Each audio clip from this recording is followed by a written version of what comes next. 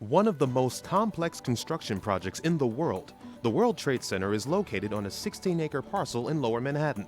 The Port Authority of New York and New Jersey is responsible for all of the public projects on the site, including one of the world's most significant memorials and museums, the third largest transportation hub in New York City, the largest office building in the United States, a world-class retail venue, a state-of-the-art vehicle security screening center, a restored street grid featuring 2 brand new city streets, and all of the critical infrastructure needed to support these projects. This video will give a tour of each of the major projects currently underway, giving viewers an unprecedented look at the tremendous progress made to date.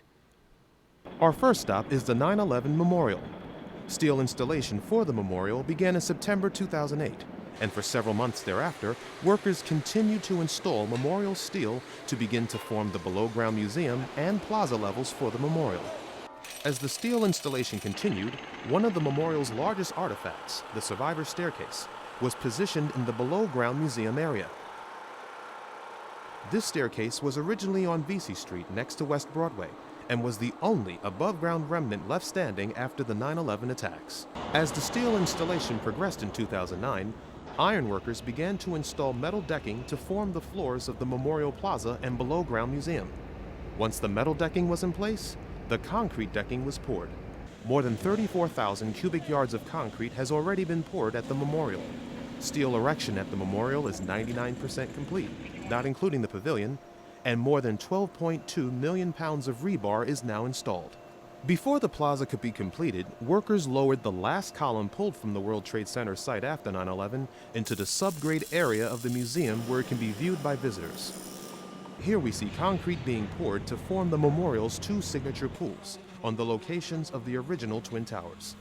When completed, the names of the 2,981 people who lost their lives on September 11, 2001 and February 26, 1993 will be inscribed on the parapets surrounding the reflecting pools. Simultaneous with the work to build out the Memorial Plaza, work has been underway to build the below-ground museum area.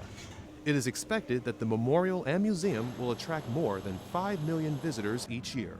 Integrated with the memorial construction has been the construction of the central chiller plant, consisting of 5 massive chiller units, which will provide climate-controlled conditions for the site's public projects.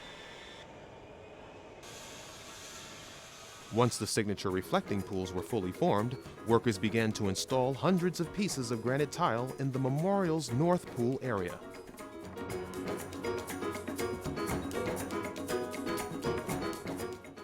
The first of more than 400 white oak trees have been planted in the area of the Memorial Plaza between the north and south reflecting pools. Tridents have been installed into their permanent location at the 9/11 Memorial Museum. The 7-story structures were part of the original Twin Towers at the World Trade Center. The plaza level has taken shape, and the memorial is on schedule to be open by the 10th anniversary in 2011. Our next stop is One World Trade Center.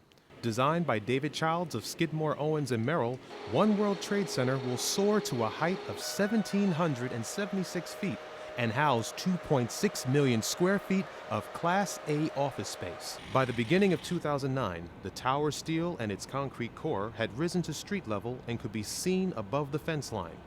Before this milestone could be achieved, however, more than 2,200 tons of steel were installed, 58,500 cubic yards of concrete were poured. In addition, a total of 700,000 square feet has been constructed below grade. In the summer of 2009, another important milestone was achieved, with the pouring of the concrete slab to form the tower's street-level plaza. As you can see from this time-lapse, dozens of workers were able to complete the concrete core for the plaza in a 12-hour overnight shift. In mid-2009, the first jumbo steel beams, each 60 feet tall and weighing 70 tons, were erected to form the above-ground perimeter of the tower.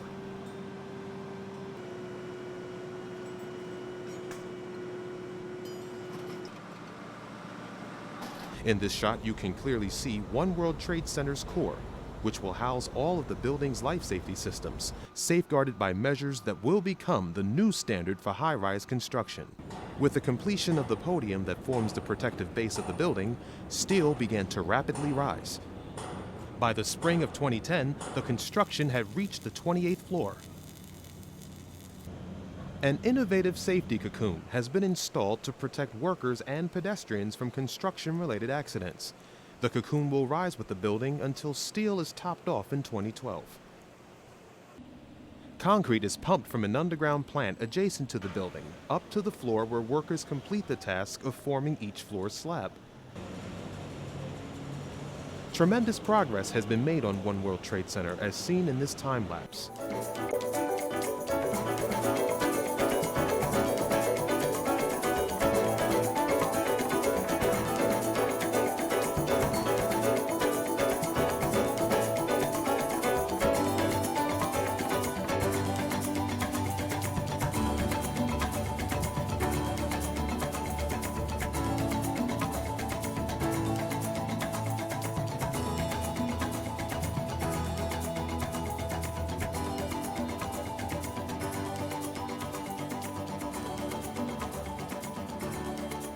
The building is expected to be ready for occupancy by 2013.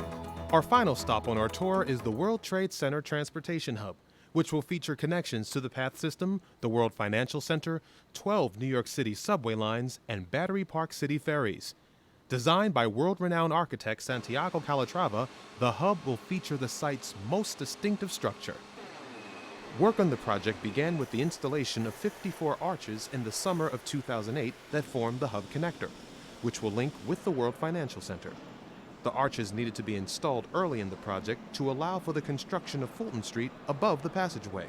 Another piece of the hub connector project is the construction of an underground passageway under Route 9A, an extremely complicated task, given that the tunneling must be done while maintaining 6 lanes of traffic on the state highway above it. Workers have been busy digging the tunnel to a depth of 50 feet below street level and reinforcing the walls on either side of the connector. New York City Transit's #1 subway line runs through the heart of the World Trade Center construction site. In order to keep the line operating, a delicate and precise procedure was undertaken to prop up the tunnel carrying the line so that it appears to be floating in air. Small, nimble equipment, including bobcats, can then work underneath the tunnel to complete necessary excavation while trains carrying tens of thousands of passengers each day rumble past overhead. When completed, the hub connector will provide a seamless underground link from MTA's Fulton Street station through the World Trade Center Transportation Hub to the World Financial Center and Battery Park City. The hub is expected to serve more than 250,000 pedestrians each day.